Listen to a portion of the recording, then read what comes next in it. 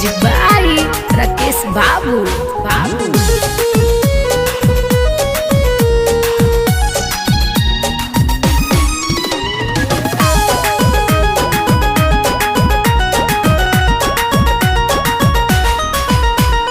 जहिया से चढ़ल बा फागुन महीना, मुश्किल भइल बाटे हमरा के जीना।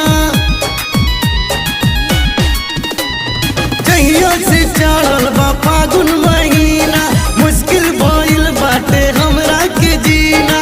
मारे लताना चोली चोली चोली, अशोक केकरा संगे खेलब होली।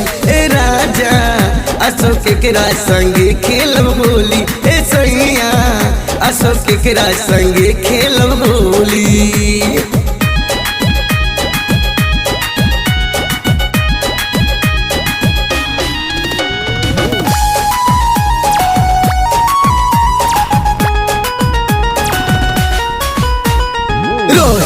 रोहे बहरा सजनवा, काहे करबला गवनवा हो।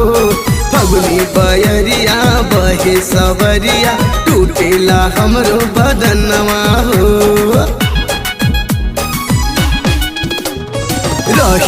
रहे बहरा सजनवा, काहे करबला गवनवा हो। फगुनी बयरिया बहे सवरिया, टूटेला हमरो बदनवा हो। ना चाही राजा जी गरवा के हरवा, हाली से आ जाई बहरा से गरवा। जान मारे कोयली के बोली बोली बोली, अशोक केकरा संगे खेलब होली। ए राजा अशोक केकरा संगे खेलब होली। ए सैया अशोक केकरा संगे खेलब होली।